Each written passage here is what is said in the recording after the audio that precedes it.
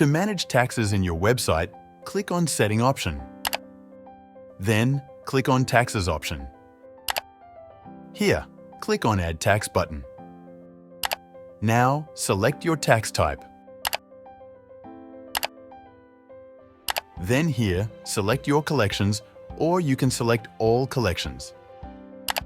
Then, choose your tax slab.